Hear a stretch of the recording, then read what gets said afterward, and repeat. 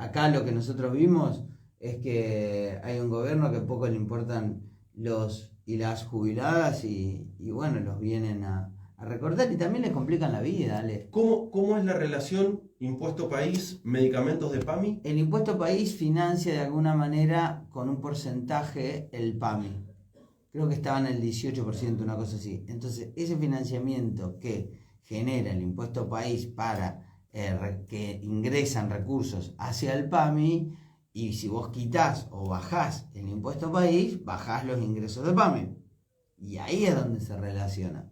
Ahora, como estaba el esquema hasta el año pasado, generó un superávit de 250.000 millones de pesos, PAMI. Entonces no es deficitario, no es deficitario.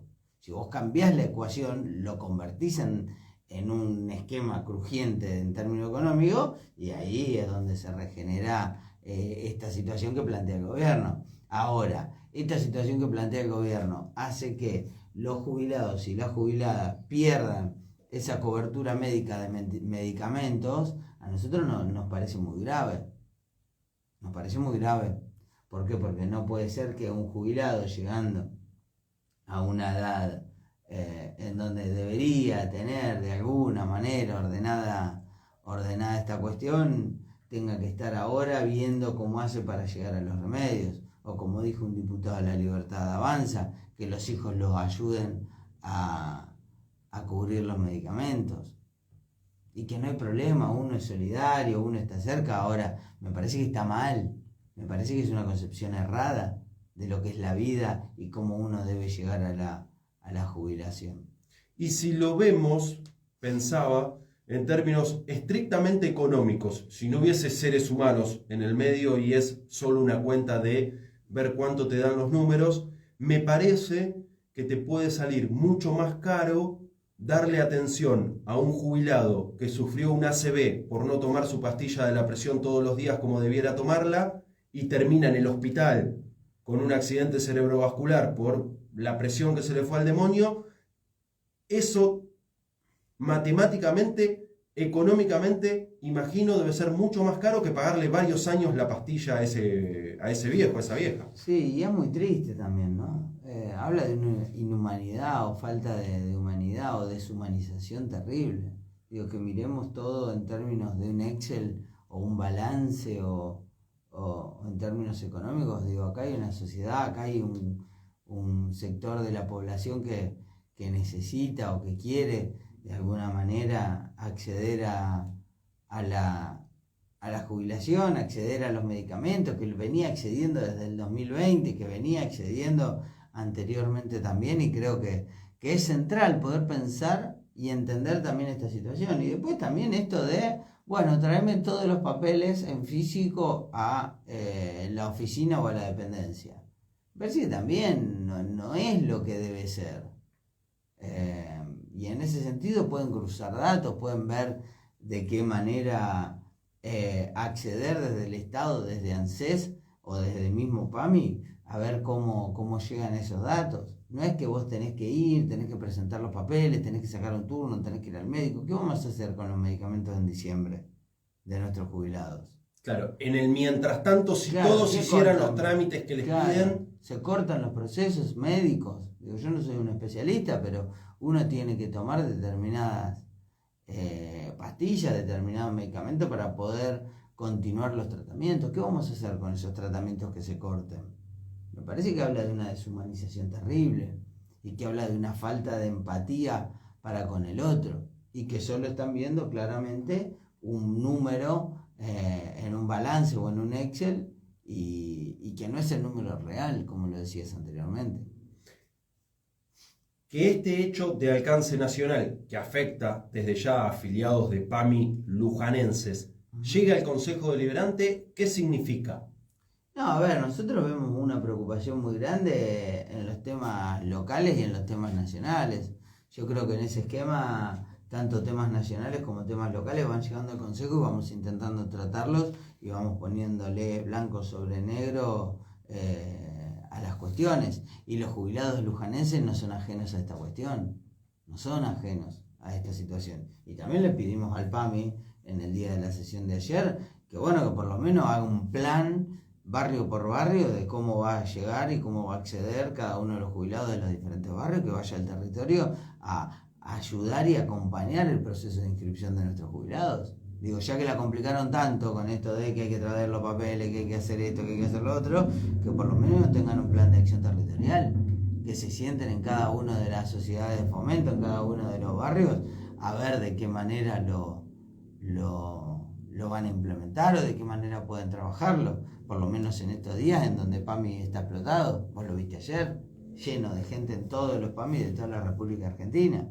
¿Estuvieron observando eso? Sí, y se lo solicitamos en la sesión de ayer también, que por medio de los intermediarios, la Libertad Avanza, el PRO, la Unión Vecinal, tenemos entendido que es cercano al radicalismo el actual director, o bueno, nada, en algún momento fue presidente del radicalismo, o algo por el estilo, que bueno, que se acerque, que vea la manera de poder acceder y ayudar a nuestros jubilados y jubiladas a que puedan acceder a los medicamentos. Para nosotros es central.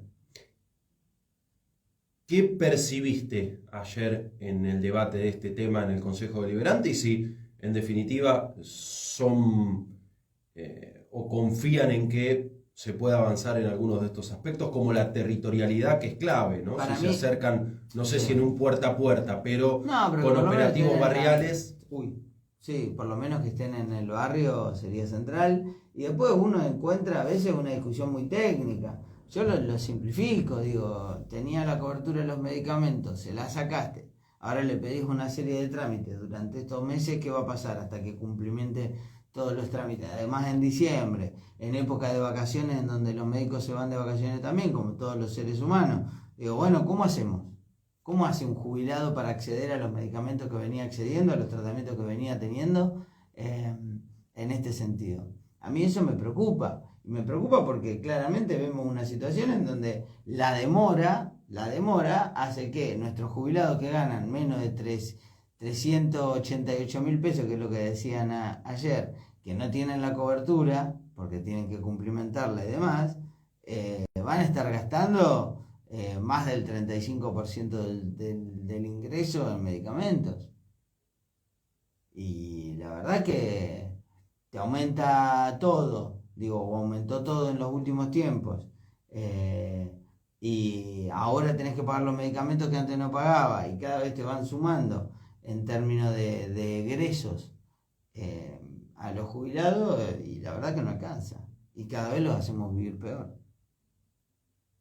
Claro, muchas veces se habla de, por ejemplo, los índices de pobreza en los jubilados, en la tercera edad, y no se contemplan este tipo de situaciones, porque el índice de ingreso dice, la jubilación mínima es tanto, determinado porcentaje de los jubilados y pensionados perciben la mínima, otros están por encima en diferentes niveles, pero solamente se mide el nivel de ingreso y lo que significa la canasta de un jubilado.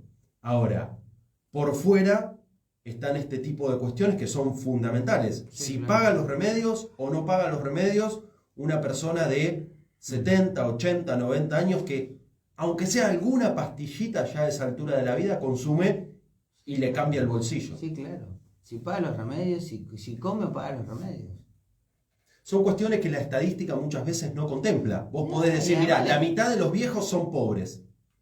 Ok, pero veamos las otras aristas. Alguien que gana 388.000 pesos, ¿puede gastar 100.000 pesos en remedios?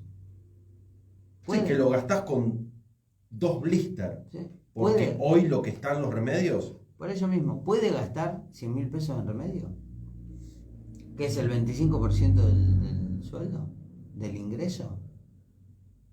Bueno, nada, el 388.000 pesos, la verdad que para nosotros es muy poco, para un jubilado. Y que encima tenga que pagar los remedios. Pues también habla esto de lo que tiene que ver con un salario indirecto o un ingreso indirecto, ¿no? Digo, si a vos te pagan los remedios, si vos consumís remedios, es un ingreso indirecto. ¿Por qué? Porque no tenés que pagar por algo que consumís, ¿sí? Ahora, si vos tenés que pagarlo, eso hace que haya una erogación por parte del ingreso de los jubilados y una pérdida de poder adquisitivo. porque es algo que no gastabas, que ahora gastás. Y ahí está el punto.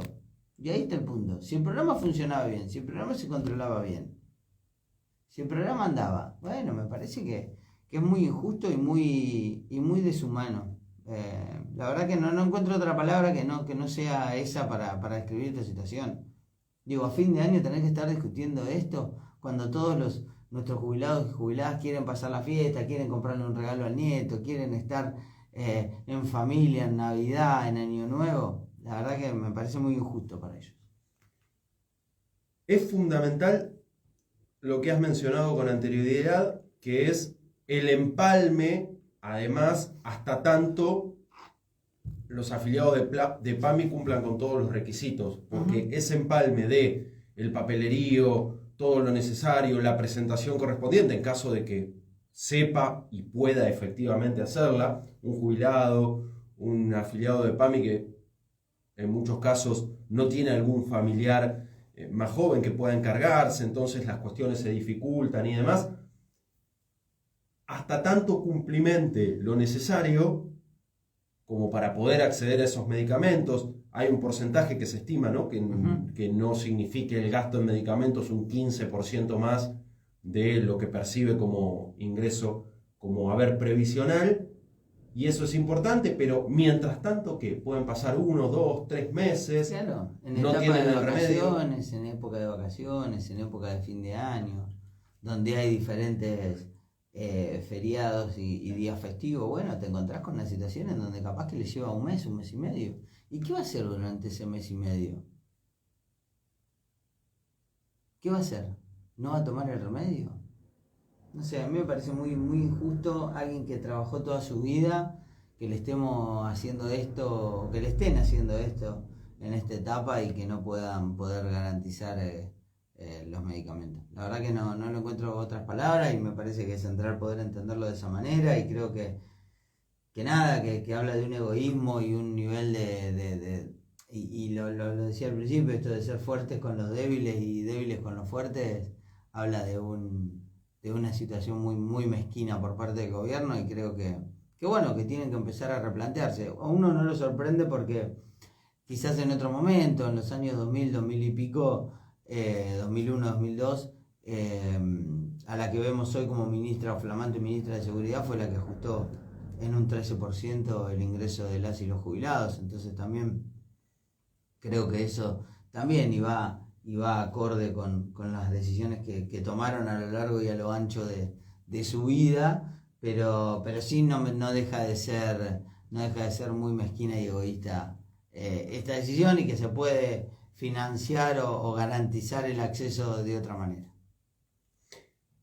Bien, para entender la importancia de traer el tema a lo local desde el punto de vista político, porque tal vez un presidente, tal vez un ministro que está lejos de la gente y casi que no se cruza con nadie, porque además suele estar rodeado de custodia y moviéndose con auto con chofer y demás, así vive la política en su superestructura. Acompañar desde una banca en el Consejo Deliberante este tipo de medidas, bueno, ya tiene otro significado y otro impacto, ¿no? Por el día a día, por lo que significa el andar de un concejal, que no deja de ser un vecino, que me imagino que tiene a su mamá tal vez grande, a su abuela. En el caso mío, a mi abuela, digamos, que es la que consume remedios. Pero bueno, nada. ¿Y qué te queda de un debate como el de ayer en el Consejo de parte de quienes en el Consejo suelen apoyar las medidas de la Nación? No, la verdad que yo creo que quizás plantean una idea en donde se ve contrarrestada por la realidad, ¿no? Digo, uno sale a la calle y uno ve que este es el tema de nuestros jubilados y jubiladas, de cómo hace el trámite, de qué papel hay que llevar, y la verdad que una situación un poco que te deja no desilusiona, pero sí quizás ves que en la calle se ve otra cosa, y quizás esto, ¿no? De la deshumanización de la política, ver todo en términos de números, en términos de balance, cuando detrás de esos números hay muchas personas que lo necesitan y que tienen que acceder a a diferentes derechos, como en este caso, creo que me deja un poco un sabor amargo, ¿no? Quizás eso es el sabor que me deja, y después de algunos sectores a uno no lo sorprende, pero siempre uno cree o quiere creer que pueden hacer las cosas mejor. Digo, más allá políticamente donde se paren, creo que pueden hacerlo de otra manera, y creo que pueden garantizar en este sentido que por lo menos si toman esta medida, que para nosotros es una cagada, que para nosotros no tiene que ver con un sostenimiento económico, sino tiene que tener que ver con una medida de forma, de deshumana, de querer generar menos gasto del Estado, y en eso no le importa a la gente y no le importa nada, porque eso es lo que es este gobierno.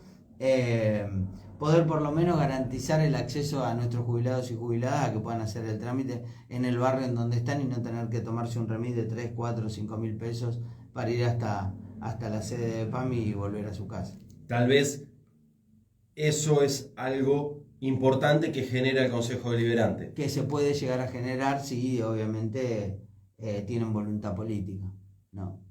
Y salen de esta postura mezquina y egoísta de querer ver todo con un Excel o un balance, y no ver que detrás de cada uno de esos números hay personas, detrás de cada uno de los tratamientos hay un jubilado o una jubilada que lo necesita porque se lo recetó un médico y porque le dijo que de esa manera va a vivir un poquito mejor.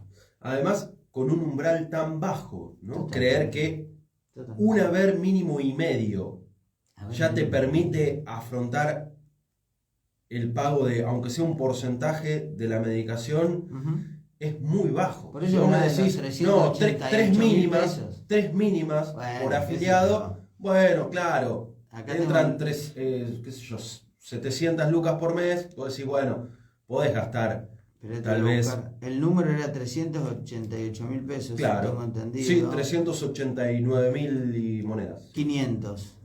Acá está. Sí, sí. En donde claramente, ¿qué representa eso? ¿Cuánto podés gastar de eso en medicamentos? A eso vamos. Pero bueno. Joaquín, hoy hay reunión importante por el presupuesto. Así es. ¿Qué es esa reunión? A ver, la reunión viene del Departamento Ejecutivo, como casi todos los años en donde se trata de presupuesto. Nosotros estuvimos la semana pasada, que recibimos el expediente en la sesión anterior, y ahora se empieza a tratar de alguna manera el presupuesto, ¿no? En este sentido, el presupuesto se trata de alguna manera en donde viene el Departamento Ejecutivo, explica las generalidades de lo que tiene que ver con el presupuesto, y se empieza a trabajar en la comisión para ver de generar un dictamen. En este sentido, lo importante del presupuesto es los índices, es qué prioridades el Poder Ejecutivo del municipio de Luján tiene como prioridades de gasto para el año que viene, ¿no? En dónde va a invertir, en dónde va a poner el acento el año que viene en términos económicos, y bueno, de eso se trata. En términos generales, tómate tranquilo si querés el mate. En términos generales, el presupuesto crece en términos reales, sí, ¿no? claro. En términos reales, inflación incluida, contemplada. Crece, se mantiene, sufre un achicamiento por partidas de provincia y nación que no llegan. ¿Cómo está ese asunto? Hay dos o tres cuestiones o dos o tres apreciaciones. Vos tenés, en este presupuesto creo que estamos en 87.300 y pico de millones de pesos, ¿sí? Estamos hablando de eso. En términos presupuestarios, vos ahí tenés dos o tres cuestiones que son clave. Una, los convenios firmados con Nación y con provincia, que implican desembolso, ¿no? Que son fondos afectados a determinada cuestión. Eso está en el presupuesto. Después, por otro lado, tenés la recaudación, o lo que se estila en recaudación municipal, que son los ingresos del municipio, y después, por otro lado, tenés la coparticipación, que es lo que viene de provincia. En ese esquema, vos ahí tenés más o menos todo lo que debe ingresar al municipio. Si querés lo podemos ver en números más finitos, pero ahí tenés más o menos los ingresos.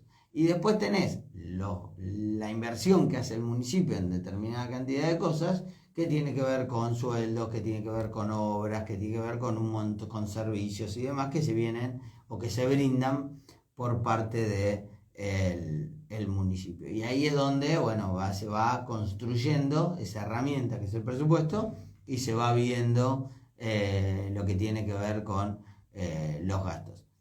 En este esquema, y por cómo se plantea en estructura programática, el Departamento Ejecutivo plantea una misma estructura programática, que quiere decir que se mantiene todo lo que tiene que ver con las diferentes áreas del municipio,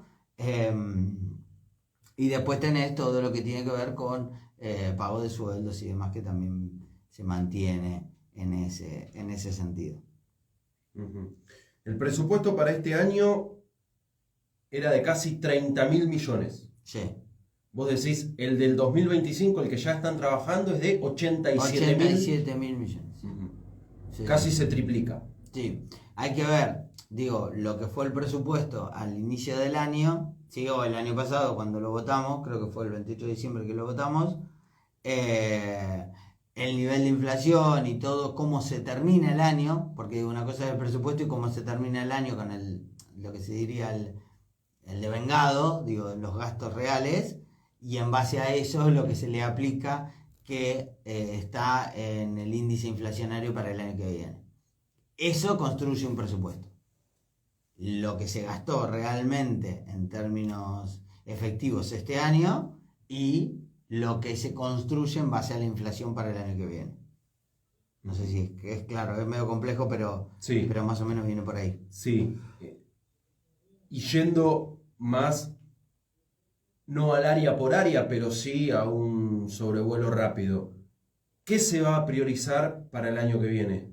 No, y bueno, siempre, todos los años vos tenés a tanto desarrollo humano como salud, como áreas pujantes o muy importantes dentro del esquema presupuestario municipal. Después el área de servicios públicos también tiene bastante asignación de presupuesto. Es todo lo que vemos en la calle, desde la limpieza, la recolección, el arreglo de calles y demás. Todo eso tiene que ver con servicios. Otra de las patas muy importantes es obra pública, que también viene dando ahí, y son las 4 áreas que quizás más partida presupuestaria tienen de cara a lo que viene con el presupuesto del año que viene.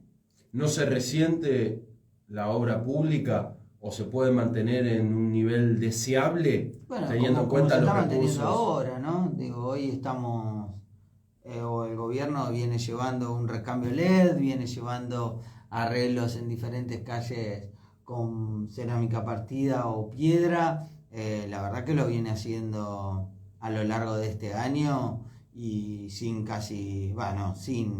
partidas del gobierno nacional. Todo lo que se viene sosteniendo con recursos propios, y para mí es central. Se ha encontrado una ecuación económica sustentable, se ha encontrado una situación económica que se ha construido a lo largo de del primer mandato de nuestro intendente, que hoy hace sustentable esta situación, y creo que es muy, muy fructífero para el Luján que vivimos, porque cada día está un poquito mejor, y en ese sentido creo que hay que seguir trabajando y seguir poniendo el cuerpo para pensar, para organizar y ver de qué manera se va saliendo en este sentido. Bueno, se vendrá el debate el 23. Se espera que antes de cerrar el año se apruebe el presupuesto como tiene que ser. Así es, porque también en este sentido, se va a construir un escenario. Nosotros hoy vamos a tener la primera reunión con el Departamento Ejecutivo, y creo que vamos a tener algunas más desde la comisión y demás, y poder avanzar en ese sentido para nosotros es fundamental. ¿Y la oposición qué crees que mirará del presupuesto? ¿Ya has tenido algún comentario? No, la verdad que siempre se trabaja de manera de esta manera, ¿no? Mostrando un poco todos los números, contando cuál es el eje principal de parte del Departamento Ejecutivo, y a ir viendo de qué manera se va construyendo, ¿no?, los consensos suficientes para poder dar respuesta y para poder tratar el tema que para nosotros es central, para el Departamento Ejecutivo es central, y es tener la herramienta para poder arrancar el año con las partidas presupuestarias asignadas y no tener que estar votando un presupuesto con el año empezado, cambiando partidas y demás, que eso es bastante caótico para lo que tiene que ver con el desarrollo de las tareas y las prioridades del gobierno. ¿Es el presupuesto 2025, el tema que queda en el año? ¿O decís, hay algunas otras cuestiones que destacarías desde el Consejo Deliberante? No, hay varias cosas en comisiones. Yo no sé si se va a llegar con el tratamiento, con los consensos que se lleguen, digamos. Estaba también tratándose muy arduamente la reforma del reglamento interno, que no sé si vamos a llegar a un consenso, pero estaba muy avanzado. ¿Qué se quiere hacer con el reglamento interno? No, renovarlo, actualizarlo. Vos pensás que el reglamento es de los años 2000 más o menos, 2000 y pico, y estamos hoy con un sistema de expediente digital. Se ha renovado mucho lo que tiene que ver con el funcionamiento y cómo funciona lo administrativo dentro del Estado. Entonces tenemos que ahí actualizar de alguna manera, y después, bueno, nada, me parece que también tenemos que ir actualizando la norma porque ha quedado quizás un poco relegada en el tiempo, y creo que hay algunas nuevas formas o algunas cuestiones que tienen que ver con, no sé, licencia por maternidad no contempla, hay algunas cuestiones que tienen que ver con la participación, las comisiones, quizás hay que ampliar un poco en ese sentido. Tenemos que rever algunas cuestiones de formas y de participación dentro del Consejo. Bueno, nada, me parece que hay que ver muchas cuestiones que son fundamentales para poder hacer el proceso un poco mejor, ¿no? Hubo reunión aquí muy cerca, en la ciudad de Moreno. La intendenta de Moreno, Mariel Fernández, como anfitriona, Cristina Kirchner, Axel Kicillof, Sergio Massa, Máximo Kirchner, Sí, Verónica Magario. así es. ¿Qué te dice esa reunión? La verdad que el PJ bonaerense se viene dando una tarea y creo que es central.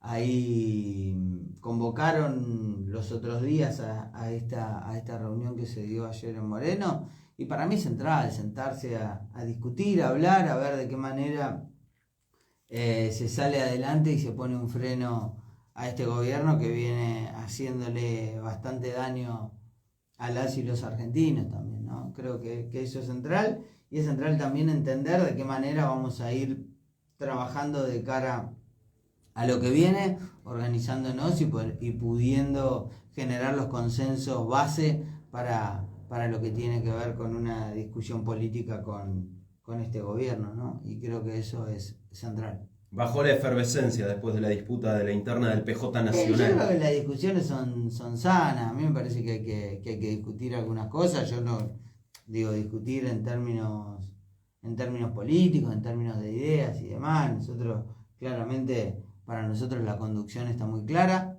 y es Cristina, y digo, no hace falta discutirlo. Pero sí lo que hay que repensar o hay que pensar es en cómo ponemos un freno a este gobierno y cómo nos encolumnamos detrás de un proyecto político, y creo que eso es lo que hay que trabajar.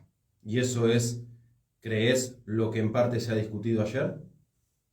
¿Qué sé yo? Espero que sí, yo creo que sí. Si Cristina estaba en la mesa, es muy importante su visión y su panorama y su entendimiento de la realidad, porque creo que es la dirigente política con mayor peso de la Argentina y la que más capacidad de entender la realidad que hay dentro de nuestra Argentina y dentro de nuestro espacio político. Por eso creo que es central que Cristina, bueno, tanto Cristina como Máximo han podido llevar adelante esta reunión, y creo que, bueno, es fundamental para lo que viene. También estaba Sergio, también estaba Axel, como lo decía vos. Bueno, de qué manera vamos avanzando en los consensos mínimos para poder seguir trabajando y poder poner un freno y también profundizar la discusión, ¿no? Que no nos pase lo de este senador que se fue a Paraguay y demás, aliado al gobierno, y poder en ese sentido dar las discusiones que tengamos que dar para que no ocurra